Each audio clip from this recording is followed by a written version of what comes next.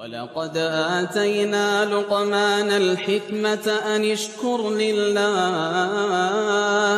ومن يشكر فإنما يشكر لنفسه ومن كفر فإن الله غني حميد وإذ قال لقمان لابنه وهو يعظه يا بني لا تشرك بالله إن الشرك لظلم عظيم.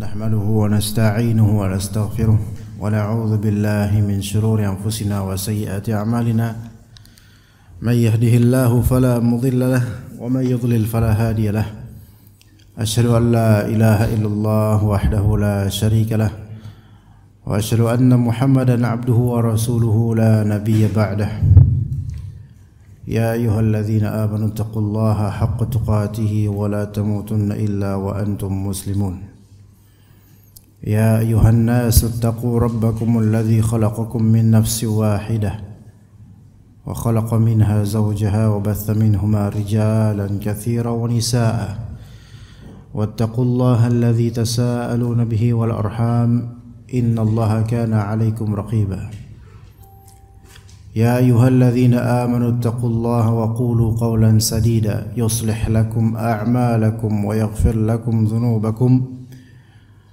ومن يطع الله ورسوله فقد فاز فوزا عظيما فإن أصدق الحديث كتاب الله وخير الهدي هدي محمد صلى الله عليه وسلم وشر الأمور محدثاتها وكل محدثة بدعة وكل بدعة ضلالة وكل ضلالة في النار. أما بعد.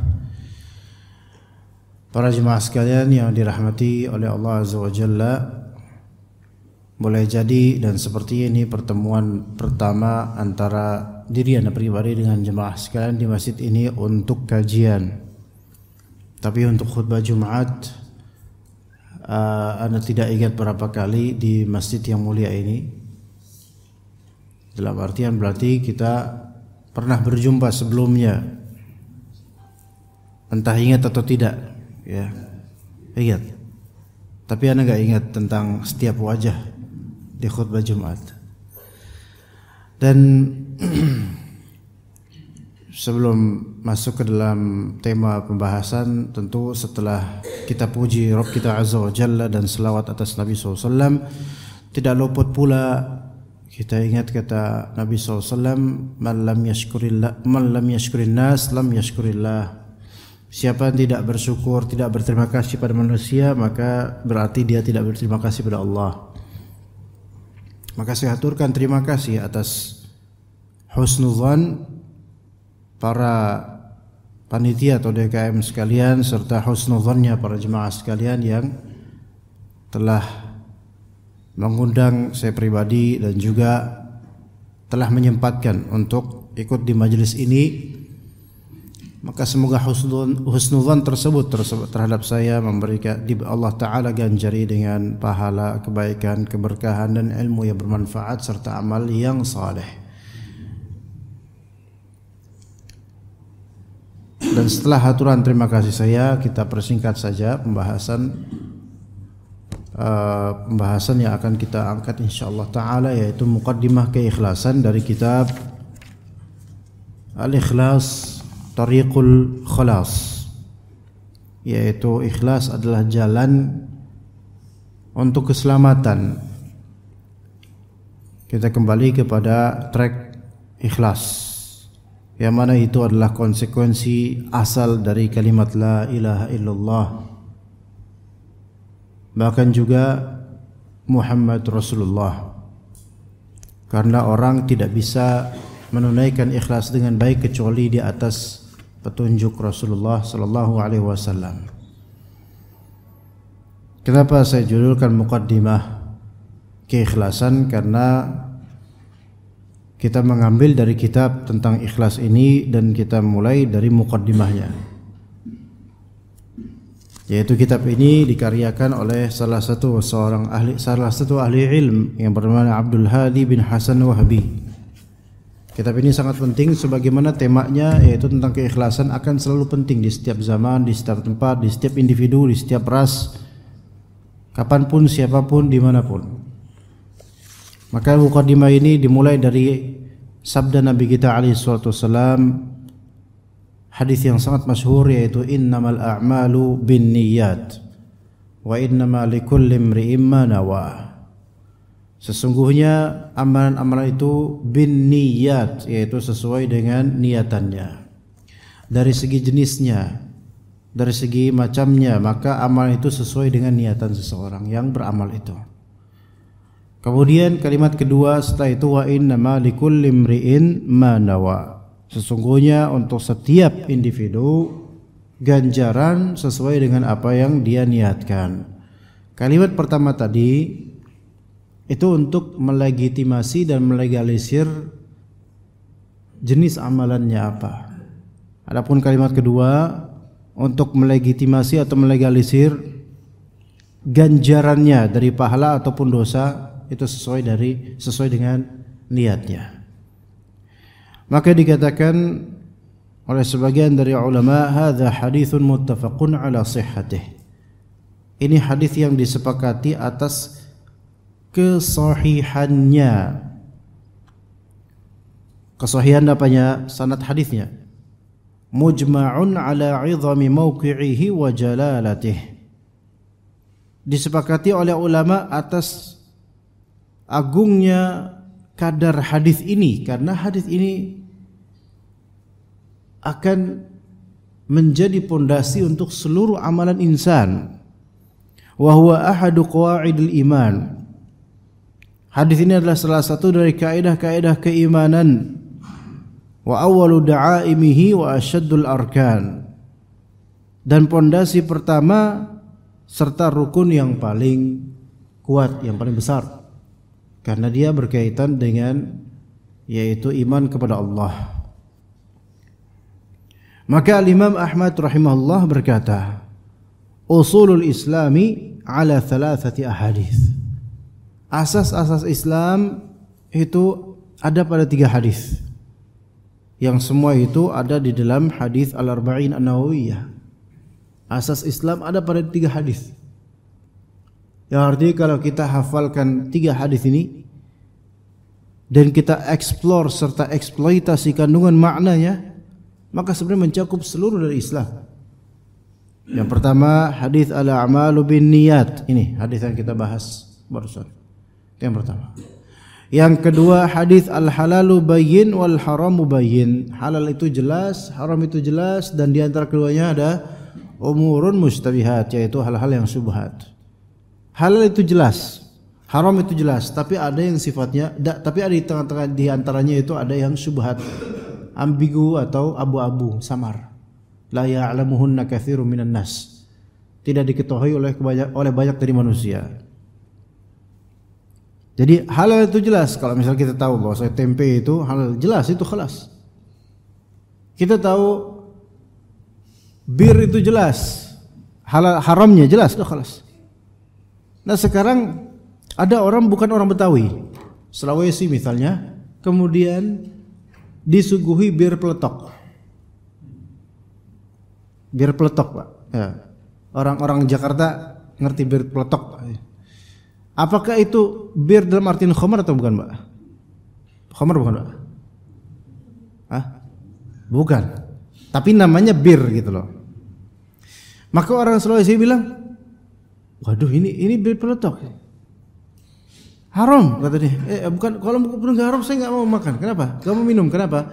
Karena baginya itu apa? Syubhat, samar. Saya disuguhin sama orang Betawi Muslim bir peletok.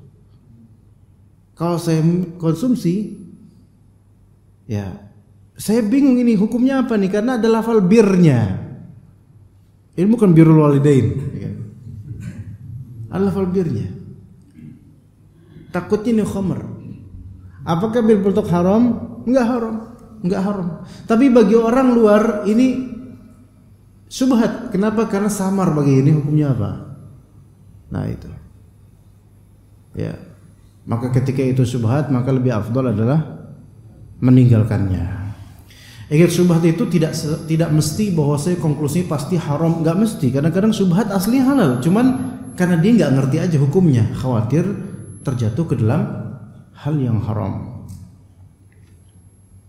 Itu hadis kedua, al-halal bayyin wal haram bayyin wa bainahuma umurun mushtabihat. Hadis yang ketiga, man ahdatsa fi amrina hadza ma laysa minhu fahuwa rad. Barang siapa yang mengada-ngadakan perkara dalam urusan kami agama yang tidak ada dari agama kita, maka dia tertolak. Ini hadis tentang sunnah dan bid'ah. Jadi hadis yang pertama tentang tauhid, amalan tergantung pada niatnya. Kemudian hadis yang kedua tentang fikih, halal haram. Hadis yang ketiga tentang sunnah atau bid'ah. Dan sebenarnya agama kita itu berkisar di itu. Kalau enggak tentang ibadah tauhid, kalau enggak tentang halal haram, kalau enggak tentang sunnah atau tentang sunnah, dan lawannya adalah bid'ah. Maka Ibnu Hajar berkata, qala Abu Abdullah, yaitu Imam Ahmad, laisa fi akhbarin Nabi sallallahu alaihi wasallam syai'un ajma'a wa aghna wa akthara faidatan min hadzal hadis. Tentang hadis innamal a'malu binniyat, kata Imam Ahmad, tidak ada dalam hadis-hadis Nabi sesuatu yang paling menjamak, yang paling menggabungkan, wa aghna, yang paling kaya, wa akthara faidatan, dan yang paling faedahnya paling banyak gitu loh. Paling numpuk faedah, paling kaya akan faedah, dan paling banyak akan faedah dibandingkan hadis ini. Enggak ada yang lebih besar lagi faedahnya dari hadis-hadis dibandingkan hadis innamal a'malu binniyat.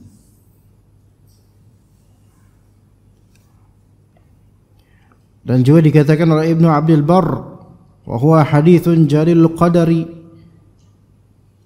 azimun naf'i jami'un lil ma'ani al-katsirati al-jalilati fil alfazil qalilah wa huwa mimma lam yaqulhu ahadun qablahu. Hadis ini, kata Ibnu Abdul Barr dalam kitab At-Tamhid, haditsun jalilul qadar. Hadis ini hadis yang sangat-sangat mulia kadarnya, azimun nafa', dan agung, manfaatnya besar, menjama' makna-makna yang banyak serta mulia, dan tapi dengan alfaz, dengan lafal-lafal yang sedikit.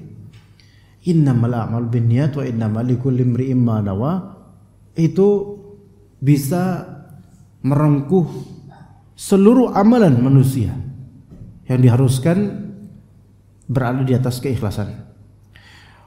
Wa huwa mimma lam yaqulhu ahadun qablahu. Hadis seperti ini, kalimat-kalimat seperti ini belum pernah sebelum Nabi Muhammad SAW diucapkan oleh siapapun. Dengan kalimat ringkas namun bisa menjangkau seluruh amalan kita dari mulai kita baligh sampai sekarang, bahkan sampai kita mati nanti. Itu berkaitan terus dengan itu, sampai sholat subuhnya kita tadi, sampai kajiannya kita sekarang.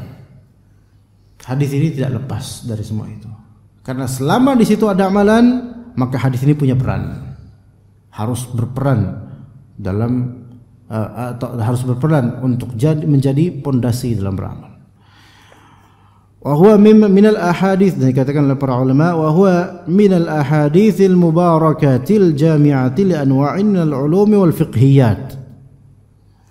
Ini termasuk di antara hadis-hadis berkah yang menggabungkan macam-macam dari ilmu-ilmu dan juga fikih-fikih.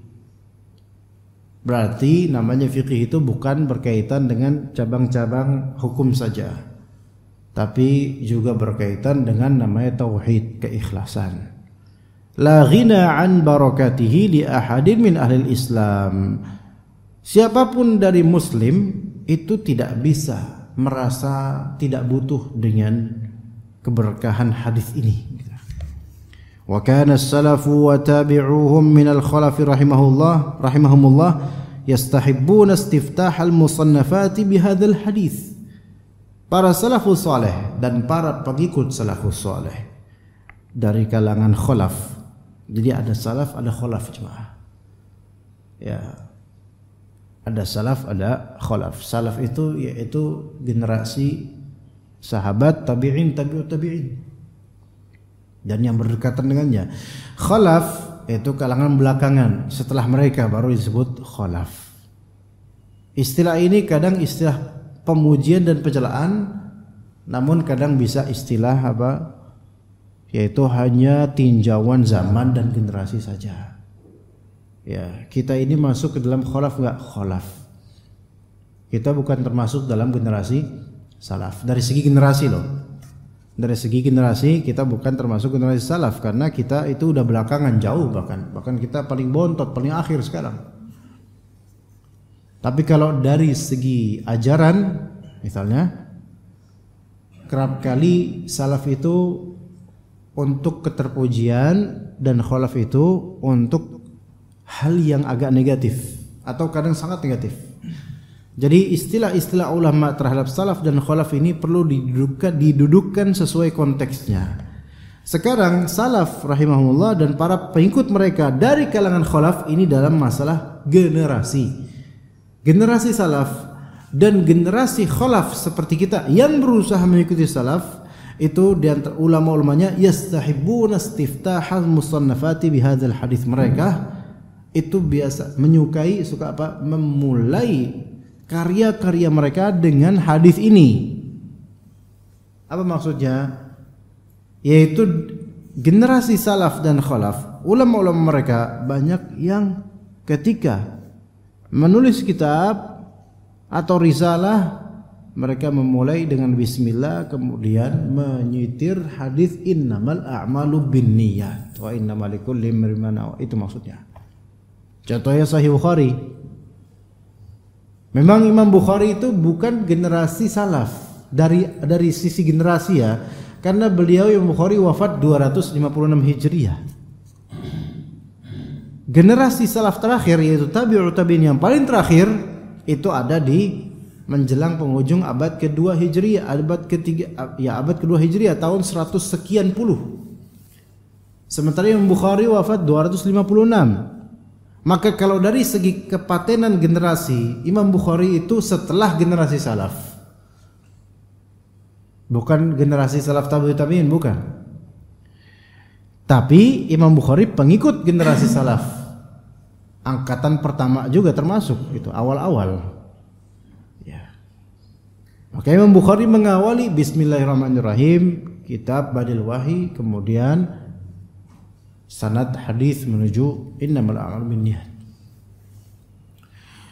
Begitu juga misal dengan Arba'in Nawawiyah. Nah, ini khalaf. Kali Imam Nawawi itu ulama abad 6 dan 7 Hijriah. Jauh lagi tuh. Maka Imam Nawawi memulai dari Arba'in Nawawiyahnya dengan apa? Dengan innamal a'malu binniyat. Itu hadis pertama di Arba'in Nawawiyah. Kenapa kok dimulai dengan hadis ini? Tanbihan lil mutali'i ala husnin niyyah.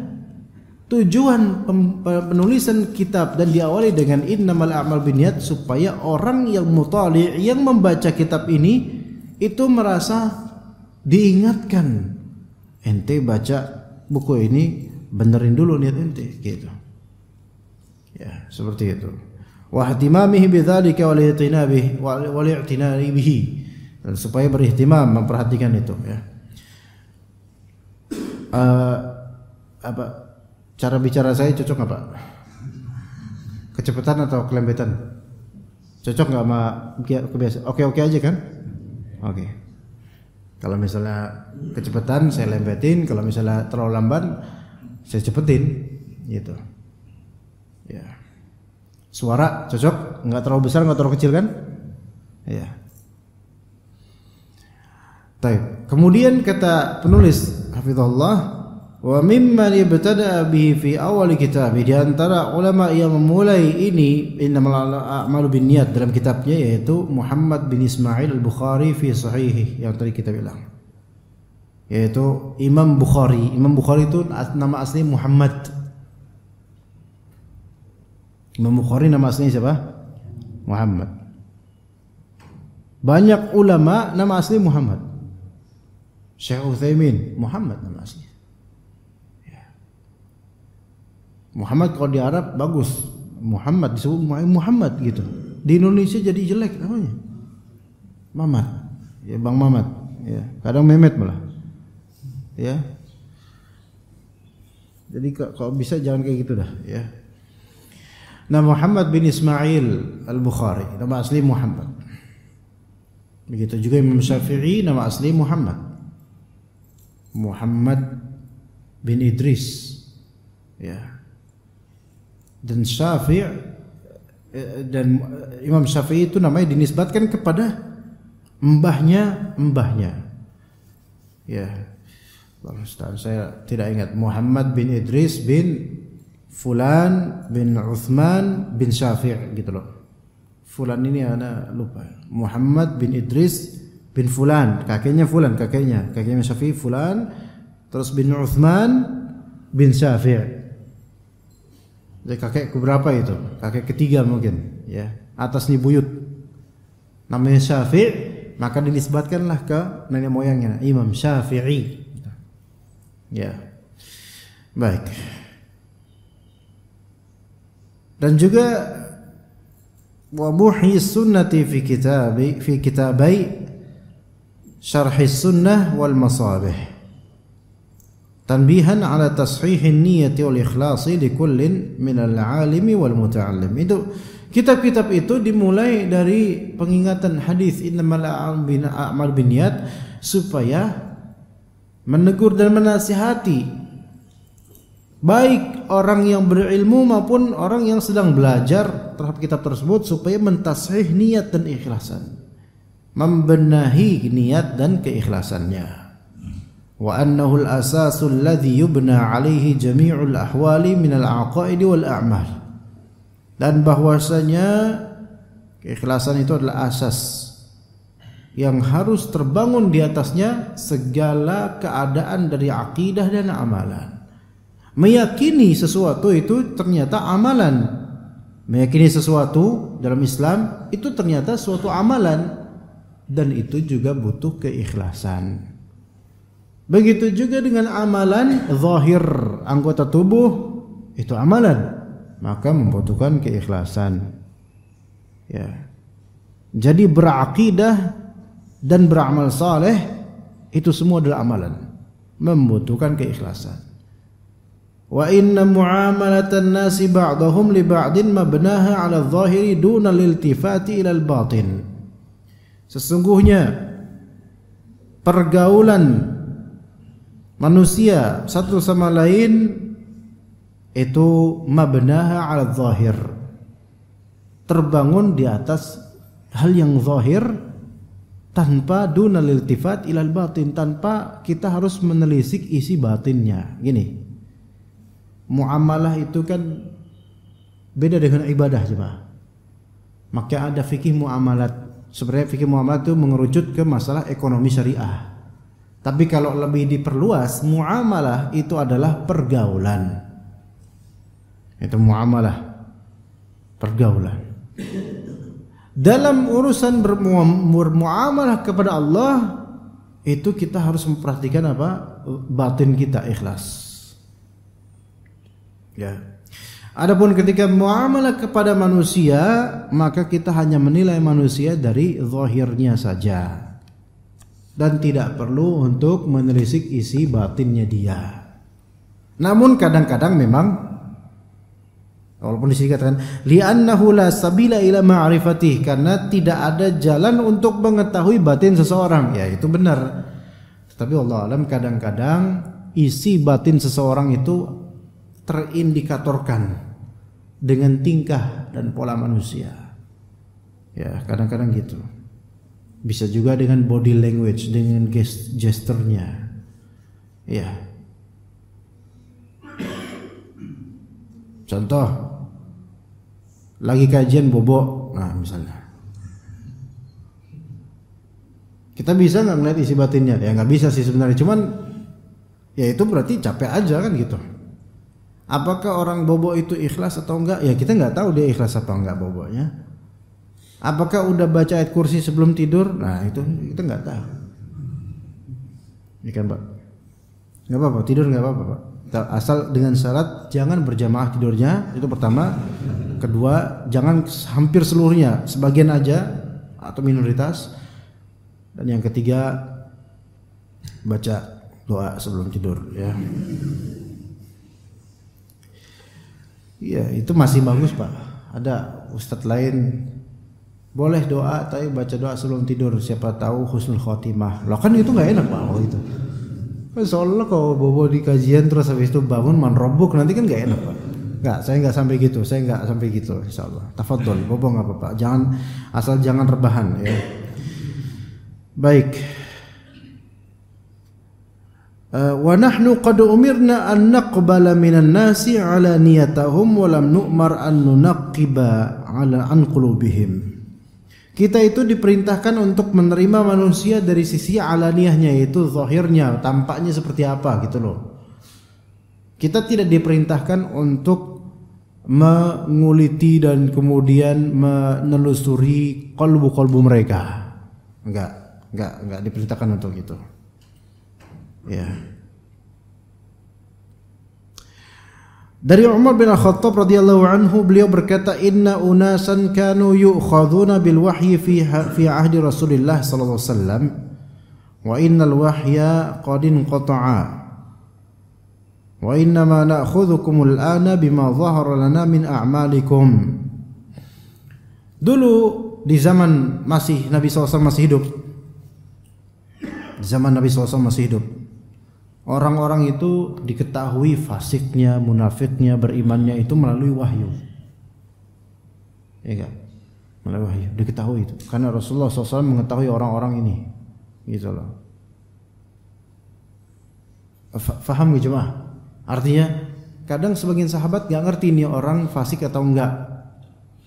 Tapi ternyata Rasulullah SAW mengatakan dia fasik misalnya. Oh berarti dari wahyu ini kita tahu dia fasik. Tapi secara zahir kita nggak bisa hukumin orang ini. Cuman karena ada wahyu mengatakan dia munafik, dia kafir, maka khalas kita katakan dia munafik, dia kafir. Saya kasih contoh gini Pak. Di suatu peperangan ada satu dari pasukan Muslim, peperangan bersama Nabi SAW. Ada satu orang dari pasukan Muslim itu yang luar biasa perangnya. Dia membantai orang-orang kafir. Pemberani banget gitu loh. Maka para sahabat mulai ciut dan minder dengan keperkasaan orang ini. Maka mereka pun lapor ke Rasulullah. Ya Rasulullah, kita nggak ada apa-apanya sama fulan itu. Fulan itu masya Allah. Fulan gini-gini. Siapa orangnya itu fulan? Huwa min ahlin nar, kata Nabi SAW. Dia termasuk penghuni neraka. Padahal zahirnya kelihatan jihadnya apa? Masya Allah. Huwa min ahlin nar, kata Rasulullah. Kaget para sahabat. Lalu seorang sahabat kemudian apa? Kayak ini wajib diimani gak? Ya wajib diimani, wong kata Rasulullah kok. Tapi kan para sahabat penasaran, loh ini kan kita ngeliat zahirnya ini orang hebat gitu loh. Lalu seorang sahabat ngikutin gitu, follow ya. Pengen tahu apa sih yang dia lakukan, kok bisa Rasulullah memberikan statement dan vonis seperti itu kepadanya, padahal zahirnya ini orang sangat hebat gitu, baik. Dilihat kemudian akhirnya yang si orang ini terluka cukup parah, dia tidak sabaran sepertinya, akhirnya dia menancapkan hunusan pedangnya di bagian tangan, ditancapkan di tanah, dan bagian ujung pedang yang tajam itu mengangkat ke langit ke atas, dan kemudian dia merunduk ruku', kemudian dia meletakkan ujung dari pedangnya di dadanya ini, dan kemudian dia ngelosin badannya sampai nembus. Ini artinya apa? Suicide, bunuh diri gitu loh. Dan disaksikan oleh sahabat yang merhatikan ini. Kaget sahabat itu. Larilah sahabat itu ke Rasulullah. Ya Rasulullah, sesungguhnya aku beriman kepada engkau sebagai Rasulullah. Rasulullah kaget. Loh, ada apa nih? Gitu kan? Saya lihat Rasulullah kaget, ada apa nih? Kok kamu ngomong gitu? Ya Rasulullah, sesungguhnya engkau benar tadi yang engkau katakan. Aku melihat gini. Ya. Akhirnya diceritakan kisah si orang yang mati bunuh diri tersebut di antara pasukan Muslim. Ajaibnya jemaah sekalian, ketika mereka mengabarkan tentang fulan yang hebat dalam perangan, Rasulullah katakan dia termasuk penghuni neraka. Tapi ketika Sahabat itu udah melihat, menyaksikan kebenaran Rasulullah SAW dan balik, ya Rasulullah, saya beriman kepada engkau. Loh, ada apa? Rasulullah nggak mengetahui isi hati orang ini. Faham nggak jemaah sekalian? Faham nggak jemaah? Kalau nggak faham, anak pulang ini. Faham nggak?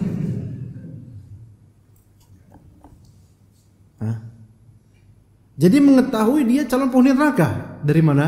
Dari Allah. Tapi tidak mengetahui isi hati dari sahabat ini yang ketika datang, ya Rasulullah, saya beriman kepada engkau. Ada apa? Seandainya Rasulullah mengetahui isi hati dan hal yang gaib, tentulah, ya iya dong, saya kan benar terus. Kalau itu kita ya, gue gitu kan, kalau itu kita. Tapi Rasul ada apa? Tuh, lihat. Nah, di situ faedah. Di zaman Nabi kita bisa, kata Umar, kita bisa menilai orang yang tersembunyi dari orang itu dengan apa? Dengan wahyu. Nabi yang mengatakan orang ini begini, orang ini begini, dan seterusnya. Wa innal wahya qad inqata'a, tapi wahyu itu sekarang sudah putus, maksudnya sudah selesai, sudah sempurna wahyu itu. Rasulullah telah wafat. Kita tidak bisa lagi mengetahui orang-orang melalui lisan Rasulullah SAW. Terus sekarang gimana? Wa innama na'khudhukumul ana bima dhahara lana min a'malikum. Ya, sekarang kita itu menilai kalian sekarang dengan apa yang zahir dari amalan kalian. Dan itu hak. Faman adhhara lana khairan aminnahu wa qarrabnahu. Wa laysa ilaina min sararatihi syai'. Allahu yuhasibu fi sariratihi. Maka barang siapa, kita kan sekarang menilai yang zahir dari kita, dari kalian semua. Maka barang siapa di antara kita menzahirkan, barang siapa di antara kalian menzahirkan kepada kita kebaikan, ya kita akan merasa aman dan kita akan mendekatinya, gitu loh. Ya. Walaysa ilaina min sararatihi syai'. Adapun urusan sarirah itu adalah sesuatu yang sifatnya tersembunyi. Itu bukan enggak kita enggak terbebani dengan itu. Itu bukan urusan kita. Biar Allah yuhasibuhu fi sariratihi. Allah lah yang akan menghisab dunia di hari akhir tentang apa yang ada di balik layar dia. Yaumatubil sarair, pada hari nanti ketika ditampakkan hal-hal yang sifatnya rahasia.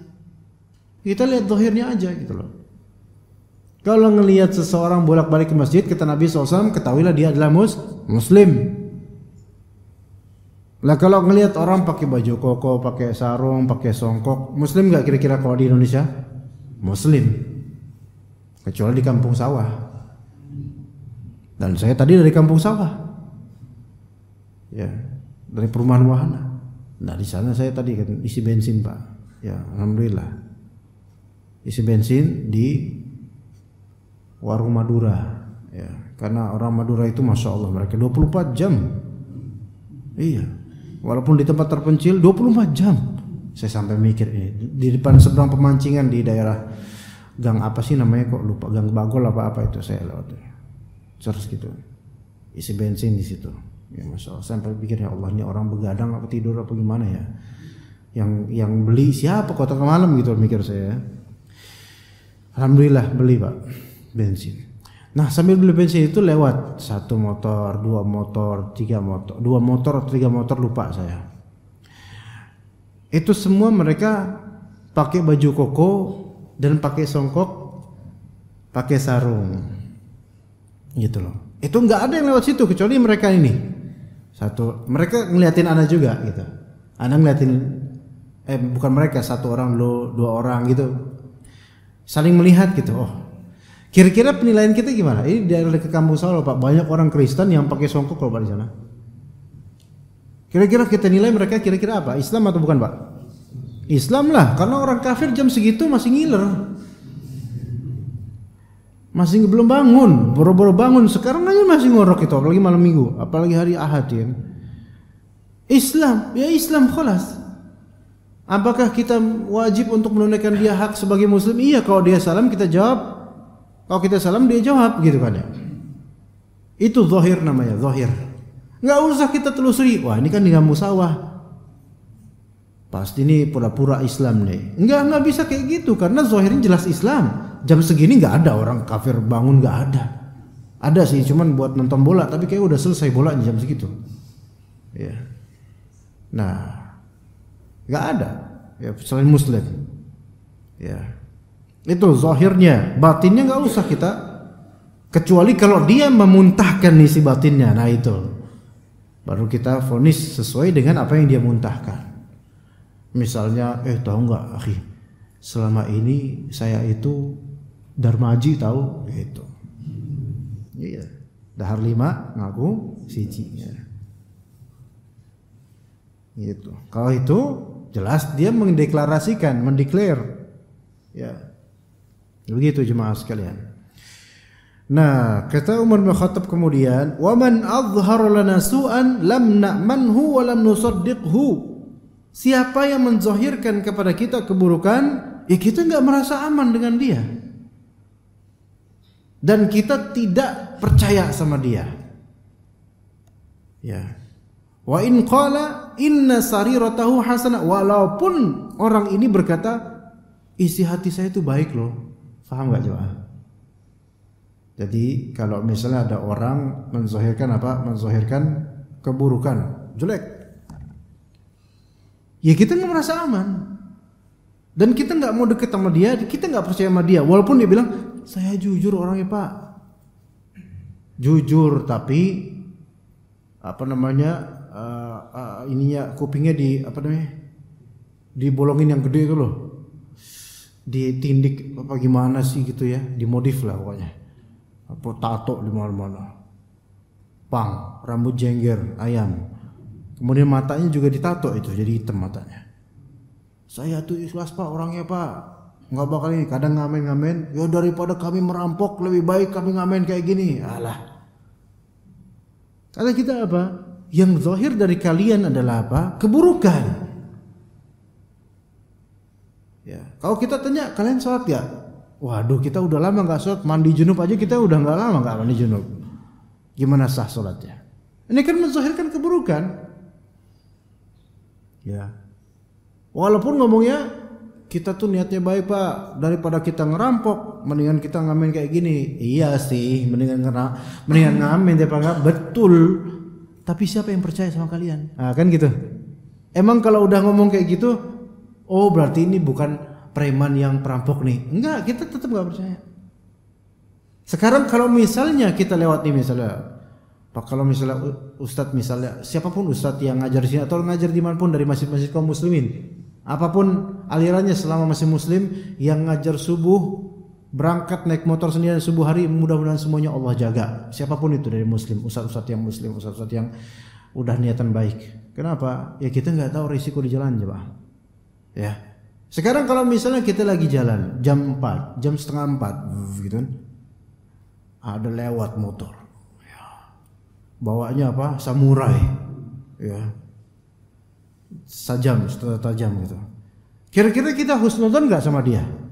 Oh, bentar lagi lebaran Idul Adha, paling mau motong kambing. Antara husnudzon sama bahlul itu beda loh, Pak.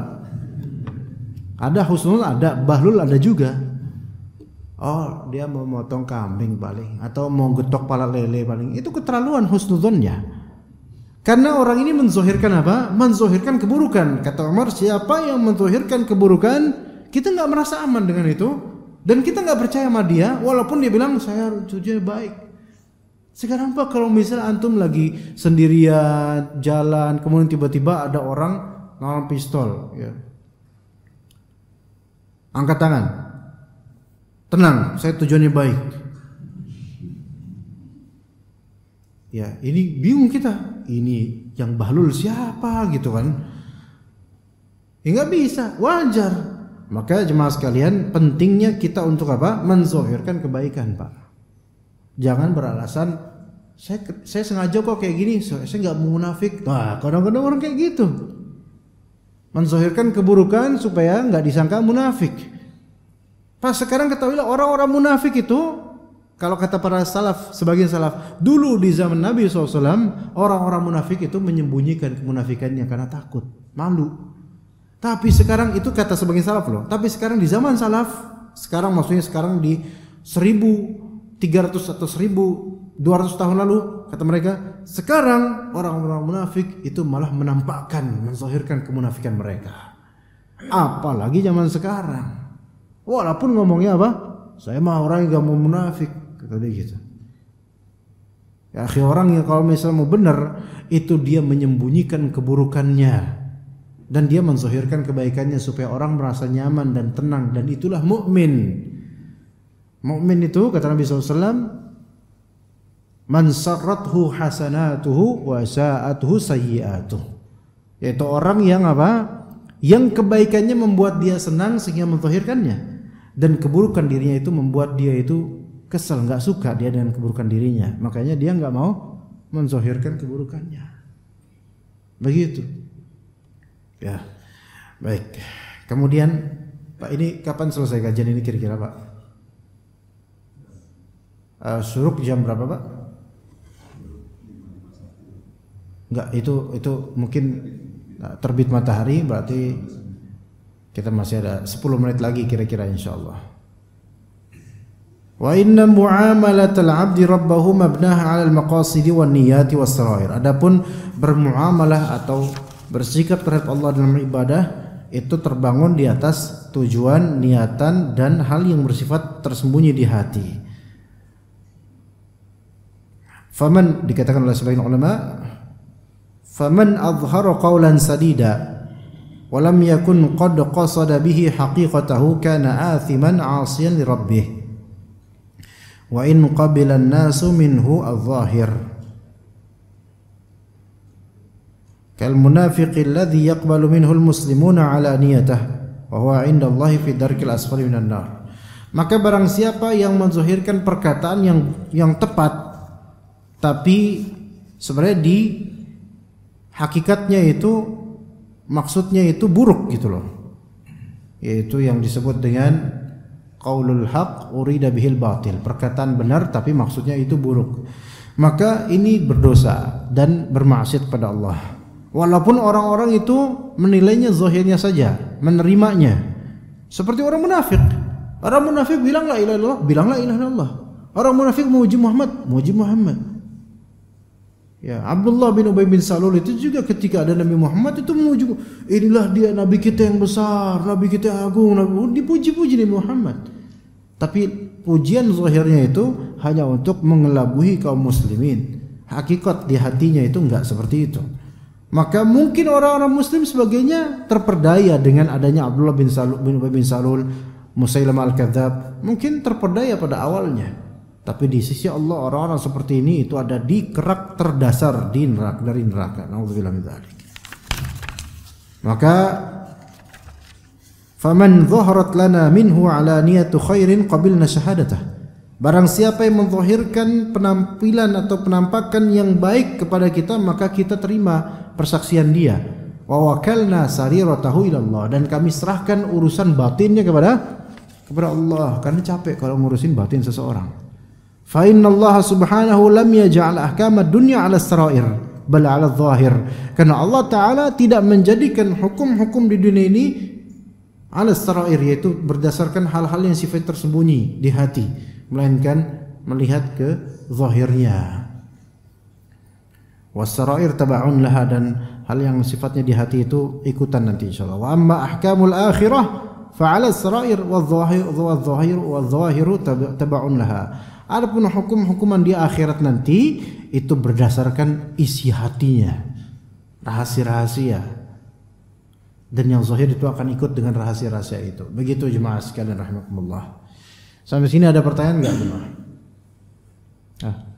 Kalau enggak ada pertanyaan kita tunggu 7 menit, kita diam bersama insyaallah. Kalau enggak ada pertanyaan, ada pertanyaan atau enggak? Atau lanjut aja? Kalau lanjut masih panjang Pak. Ayo silakan, ada yang mau bertanya? Silakan Bapak. Tafadhol. Silakan mau bertanya Ustaz. Ada subhat Ustaz mengenai hadis ahad Ustaz. Hadis ahad. Iya, termasuk niat ini Ustaz. Innama al-amal. Itu katanya bisa dijadikan sandaran Ustaz. Iya. Jadi pertanyaannya adalah ada syubhat tentang hadis ahad. Nanti akan saya definisikan apa itu hadis ahad, ya. Dan diantara korbannya adalah hadis ini. Ya, oke. Ini ada beberapa pembahasan. Insyaallah saya bahas tuntas. Kira-kira Bapak mau mendengar penjelasan sampai jam berapa kira-kira? Atau singkat aja Pak ya? Karena selain Bapak saya juga lapar. Ya, kita sama-sama lapar Pak. Oke. Yang pertama pembahasan hadis ahad. Apa itu hadis ahad? Kedua pembahasan siapa sih yang siapa yang mempropagandakan konsekuensi hadis ahad, itu kedua. Yang ketiga hasil dari atau konklusi dari penilaian kita terhadap hadis ini dan hadis ahad. Tapi yang pertama, hadis ahad itu apa? Hadis ahad itu lawan dari hadis mutawatir. Nah, hadis mutawatir itu apa? Hadis mutawatir adalah hadis yang diriwayatkan oleh banyak perawi yang mustahil secara logika para perawi ini bersepakat untuk berdusta. Itu hadis mutawatir. Hadis mutawatir terbagi menjadi dua, hadis mutawatir lafzan dan hadis mutawatir makna. Hadis mutawatir lafzan itu berarti hadis yang perawinya banyak, ya, dan dari perawi yang banyak itu untuk satu lafaz gitu loh.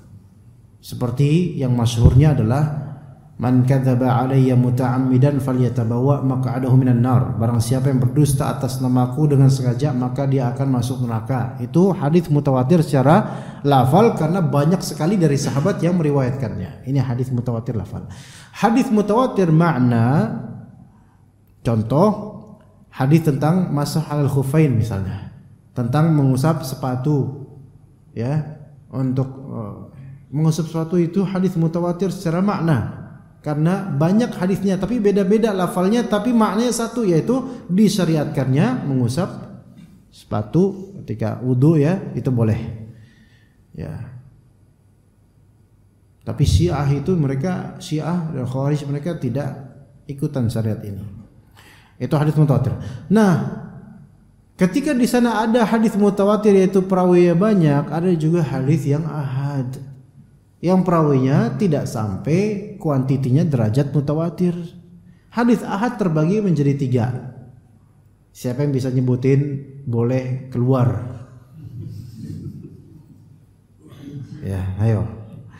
Hadis ahad terbagi menjadi 3. Yaitu hadis gharib, hadis aziz dan hadis masyhur. Hadis gharib itu kalau misalnya dalam sanad ada cuman satu perawi, itu gharib namanya hadisnya. Banyak hadis gharib itu banyak bahkan. Hadis aziz itu yang kalau dikumpulkan turukul hadis yaitu jalur-jalur periwayatannya ada yang cuma 2 perawi. Maksudnya 2 perawi di sini artinya satu tabaqah, satu tingkatan. Ini mohon maaf nih agak sedikit riweuh mungkin bagi sebagian, tapi saya jelaskan supaya antum percaya kalau ana benar penjelasannya gitu loh. Kan biasanya saya nggak ngerti tapi pasti benar nih Ustaz, kan gitu ya. Kelihatan benar gitu ya. Tapi insya Allah ini benar nih, percayalah ya. Kemudian yang ketiga, hadis masyhur. Hadis masyhur itu adalah hadis yang diriwayatkan oleh 3 minimal dalam satu tabaqat, 3 perawi atau lebih tapi tidak sampai derajat kuantiti mutawatir. Intinya hadis ahad itu enggak sampai derajat mutawatir dari segi kuantiti perawi. Contohnya hadis innamal a'malu binniyat ini, ya gitu ya.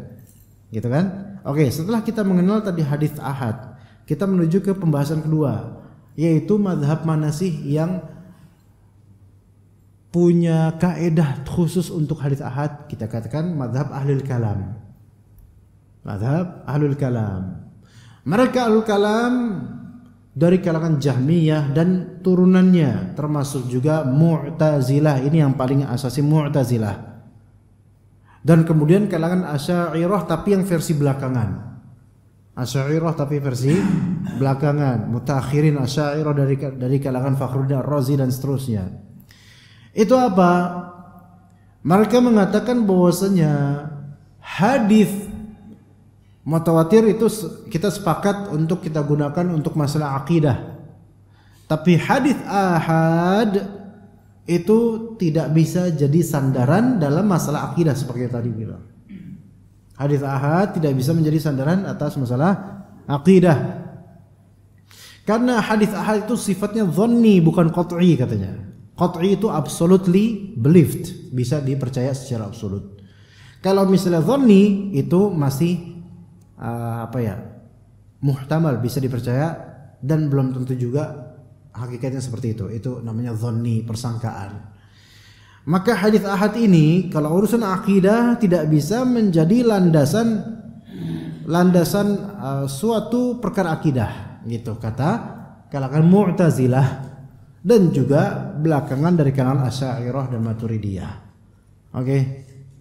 Apakah ini benar? Salah. Karena mereka berasa bahwasanya hadis mutawatir yufidul ilm, memberikan konsekuensi ilmu. Kalau hadis ahad memberikan konsekuensi persangkaan, dan akidah enggak boleh dibangun di atas persangkaan. Ini kaidah mereka kayak gitu.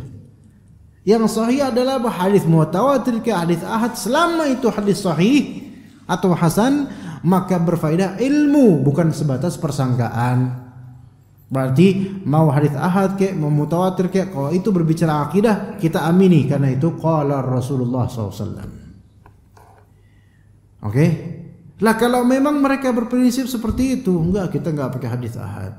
Kita katakan Imam Syafi'i aja, mereka Imam Syafi'i, Imam Ahmad itu hadis innamal a'malu binniyat, hadis ahad mereka mengamalkan. Antum siapa?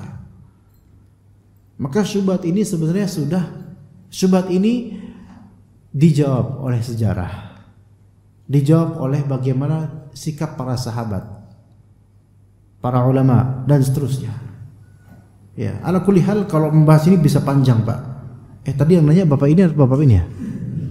Ya. Ya, bisa panjang dan saya yakin kalau terlalu panjang bakal banyak yang batuk nanti. Jadi ya kita cukup aja sampai situ. Intinya seperti itu lah, Pak. Ya. Satu lagi kalau ada yang mau bertanya silakan. Kalau tidak ada kita tutup. Ada yang bertanya lagi gimana? Satu orang lagi? Tidak ada. Finish? Sudah syuruk insyaallah? Sudah ya? Ya, kita berarti itu cukup sampai sini insyaallah. Terima kasih atas kehadiran jemaah sekalian dan juga para panitia. Semoga bukan pertemuan pertama dan terakhir insyaallah. Semoga pertemuan ini berfaedah ya dan memberikan faedah ilmu dan juga amal soleh. Dan jangan lupa kita ikhlas insyaallah taala selalu. Semoga Allah taala rezekikan kita keikhlasan dan kesolehan dalam beramal serta istiqamah. Sallallahu ala nabiyyina Muhammadin wa ala alihi wa sahbihi ajma'in. Subhanakallahumma bihamdika asyhadu an la ilaha illa anta astaghfiruka wa atubu ilaik. Assalamualaikum warahmatullahi wabarakatuh.